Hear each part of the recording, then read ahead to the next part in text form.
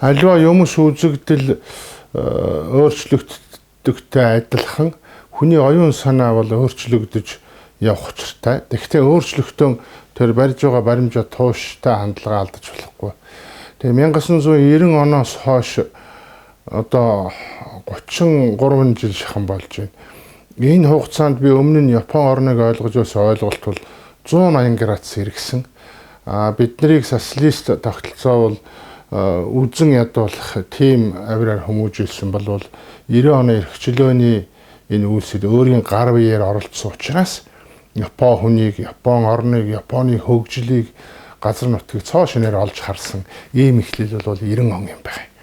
Тэгээ 90 он гэж яах гэж яриад байна гэвэл энэ Япон улсаас надад олгож байгаа одоо 3 дахь шагнал юм заа 2 шагналыг би хэлээд явах хөв нэрлэсгээд өнгөрье. Энэ одоо Японы эзэн хааны мандах нарны алт мөнгөн туяа зэрэглэлийн энэ одонг надад өгсөн шалтгаан болвол 90 онтой холбоотой. Тэр эрхчлөөний үзэл санаанд тууштай байгаатай холбоотой. Энээс үүдээд одоо уран бүтээлийн ундраг эхэлсэн хэрэг. Тэгээд үндсэндээ 1994 оноос хойш бол Япон улсад айлчлалын тоглолтууд, урилгын тоглолтууд, Японоос уран бүтээлчд энд ирж тоглолтууд гээд том бүтээлүүдийг хийсэн байна. Тэгээд овчгоо яри Яширо Аки гэдэг Энкэдоны хатан хаан тэр алдартай дуучинтай хамт Япон, Монгол энэ хоёр оронд одоо 7-8 та удаагийн хамтарсан уран бүтээлийн зөнгүүн тойрвсон. Баруун Японоор бол Монголын үндэсний язгуур урлагаар аялын тоглолтууд ихэнхдээ зэрэглэлийн тайзуудаар одоо тойрвсон байна. Тэгээд Японы үндэсний урлагийн их театрын тайзнаад анх удаа одоо монголчууд гарсан ийм түүхэн үйл явдал болсон. Тэрэн дээр ерөнхий найруулагчаар ажилласан багс. Ер нь энэ хамтын бүтээлүүд ерөнхий найруулагчаар ажилласан. Тэгээ энэ ерөнхий найруулагчаар ажиллах урлагаар олон одоо Япон хүмүүстэй холын зайнаас мөртлөө их ойр болж байгаа үйл явдал бол хүн хоорондын харилцаанд их нэмэр болсон юм байна. Тэрэн дипломат харилцаанд одоо өгөөж өгсөн юм байна да гэж бодсон. Тэгээд би энэ 50 жилийн хугацааныг энэ дипломат харилцаа тогтоосны 50 жилийн хугацаа болж байна шүү дээ Монгол Японы хооронд.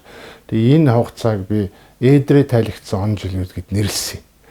Тэгээд одоо 10 хэдэн бүлэгтэй тийм баримт нэвтрүүлгүүд хийсэн. Тэгээ энэ нэвтрүүлгүүд болоод за мөн ховлын салхи гэдэг баримтд одоо шинжлэх ухааны судалгааны кино байна. Энийг онцгойд бүрэн эрэхт элчин сайд Содовж онцгийн Хүрлбаатархын одоо урилгаар санаачлагаар одоо манай баг бүрдүүлээд өөрөө одоо зонколж ажиллаа, зохиол бүтээл хийлгээд 2 тоо явж судалгаа хийлгээд тэгээд одоо сар орчим явж яг ховлын хааны явсан замаар ингээд зураг авсан юм байна. Тэгээ энэ дээр би IKEA-ралд очиод нээлт хийгээд киногоо үзээд олон Япон хүн нүдэндээ нулимстай надтай хуучлагыг хараад би нэг л зүйлийг ойлгосон. Энэ хүн төрлөختөнд дайн аимшиг тийм үү сүйтгэл харлаган байдал ирсэн байхгүй байх учиртай гэж. Тэгээ ялангуяа би бол Аба ерөнхий сайдыг хүндэтгдэг энэ хүний үед тэгээ энэ бүтээл гараад тэгээ Хүрлбаатар ах битийн санаа бол энэ дайн самуугийн чим хүн төрлөختөнд олигтой юм авцраагүй юм шүү. Цаашдаа инк хамглан амар тайван явахыг дэлхийд даяар ураасан юм бүтээл хийсэн баг. Тэгээ эдгээрийг үнэлээд одоо миний өчүүхэн одоо бүтээлийг үнэлээд гэж хэлнэ би.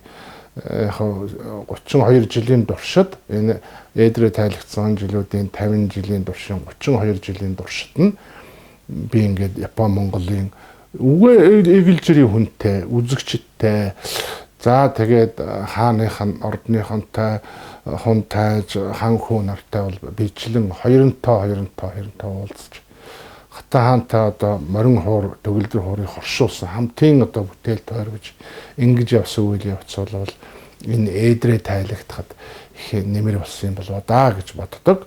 Энэ ээдрээ тайлагдаад ирээдүйд энэ Монгол Японы харилцаа улам одоо батчин бэхжиж тэр улбаагаараа дэлхийн хүн төрлөختөнд инг хамгаалан ирүүлсэн ийм одоо гайхамшигыг бүтээцгээе гэж би халуун минь тавьчвал чин сэтгэлээс талархаж байгаа илэрхийлье.